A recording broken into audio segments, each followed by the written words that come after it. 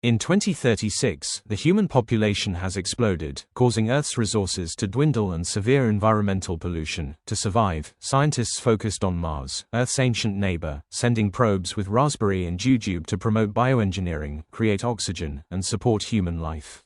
Soon, 20 years passed, and Mars' oxygen levels rose, close to human standards. One day, tests showed Mars' oxygen levels dropping, forcing scientists to be sent to check. Ellie, the only woman, is a biologist and the mission leader. The other team members are top experts, with the Pathfinder robotic dog accompanying them. Shortly after, the spacecraft left the space station, setting off to Mars with Hope. After over half a year of travel, the spacecraft reached Mars orbit, finding a landing spot. As they prepared to release the landing module, a solar storm hit, causing gamma-ray damage. Bolly, staying calm, urged everyone into the landing module, staying to help them escape, but soon found the landing module's positioning system was also damaged, so they switched to manual control, jettisoned the landing gear with the robotic dog, and opened the shock-absorbing airbags, crashing hard at the cliff's edge, then rolled down the slope. After several bumps, they finally stopped, and the lucky survivors stood on Martian soil, but next, they had to face reality. At this moment, they not only lost contact with the spaceship but were also far from the intended landing site. They took out the map they carried, identified the location of the bioengineering lab, where there was ample oxygen but no food, and they had to reach there before the oxygen ran out. Due to one person being severely injured during landing and unable to walk, they had no choice but to leave him behind, and the remaining 4 headed towards the base, noticing the desolation around them, wondering why there was no trace of the algae planted for 20 years. With doubts, they continued forward, and when they excitedly reached the base, the scene before them plunged them into despair again. The entire base was in ruins, seemingly abandoned for a long time, with nothing to sustain life. At this point, their oxygen levels were dropping, and they could only sit helplessly on the ground awaiting death. On the desolate Mars, the scientists, deprived of oxygen supply, sat hopelessly on the ground. The algae planted for years have vanished, and now they have no desire to seek the truth. As their oxygen supply is about to run out, they start counting down their lives. Peter, who will run out of oxygen first, is in agony and collapses. As he is about to lose consciousness, he reflexively opens his visor. Amazingly, he can breathe. He quickly tells the others, who incredulously open their visors and breathe Mars air. They find it strange, as tests showed Mars' oxygen levels were low, and the barren surroundings had no algae to produce oxygen. This phenomenon is inexplicable to them, so they decide to quickly inform Eric on the spaceship. With nightfall approaching, they decide to rest where they are.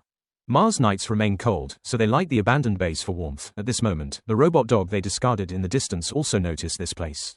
The recovered Pete helped him check his body and found the internal chip was badly damaged. He planned to destroy it and extract the internal power navigator. Hearing that they want to damage him, immediately stood up, switched to combat mode, and knocked the 3 away. Bowen stood up, casually picked up a steel rod, but to the robot dog, it was like slicing sausage. Then, step by step, approached. Bowen aimed carefully and snapped one of his ribs. He got up, returned to his body, and left. It turned out the robot dog triggered its drill mode for self-preservation. When he returns again, he will unleash a massacre. Now they're even more dangerous. It's crucial to quickly find a way to leave. After a long trek, they found an abandoned rover, dismantled the radio, and successfully contacted the spaceship. When Eileen learned of their plight, she said the spaceship was severely damaged by solar flares, unable to release a rescue pod. The only remaining option is for them to walk 10 kilometers to find the 30-year-old lander. Meanwhile, Mars 1 has little fuel left, unable to maintain orbit for long. There are 19 hours left before returning to Earth. So Peter and the others need to get there quickly. Time is tight. The 3 set off quickly. 3 scientists are stranded on desolate Mars, with a menacing blackened AI watching them. To escape Mars, they need to walk 100 kilometers to find the landing module. But misfortune never comes alone. Eileen on Mars 1 discovered a Martian storm forming right in their path. In -50-degree temperatures, they must find shelter. The storm has arrived. Luckily there's a cave nearby, and the 3 took refuge inside. Outside the cave, the robot dog also arrived, watching them menacingly. Due to the severe storm, it had to abandon attacking them. At this moment, Peter revealed a secret. The lander can only see 2. He chose to stay behind to distract the robot dog, allowing Jerry and the other to leave. But Jerry, with ulterior motives, had other plans. Not long after, the storm subsided, and the 2 awoke to find Jerry gone. He had taken the radio intending to leave secretly. But he didn't get far before encountering the vengeful robot dog, which killed him swiftly. Peter and the other had to search for Jerry to retrieve the radio. On the way, they suddenly saw a large patch of algae, and Bowen found countless bugs around Jerry's body, suspecting they were some kind of nematode, quickly collecting them with a sampler. This must be an astonishing discovery. They guess the bugs ate the Martian algae, producing oxygen, which is why Mars has little algae but still has air. But not far along, Bowen found his spacesuit was bitten through by the nematodes. Then, countless nematodes, attracted by the scent of blood, swarmed around him. Seeing no escape, Bowen threw the sample to Peter and then ignited the bugs underfoot. Instantly, a massive shockwave spread out from him. Even Eiley in space noticed the anomaly. Now only Peter is left. The surrounding oxygen was instantly depleted, nearly causing him to faint. He struggled to stay conscious and continued forward. Finally, at the last moment, he found the lander. With Eiley's help, he successfully activated all the lander's systems. At this moment, Peter fell into despair again.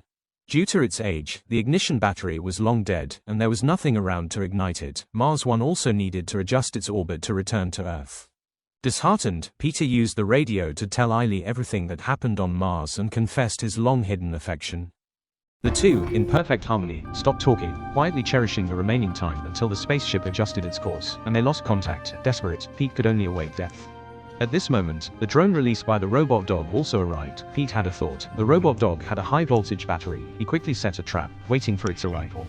Soon, the vengeful robot dog silently appeared before Pete. After scanning, it attacked but triggered the trap, blowing both it and the drone to pieces. Pete got the battery, activated the lander, and left Mars, but halfway, he lost power, and as he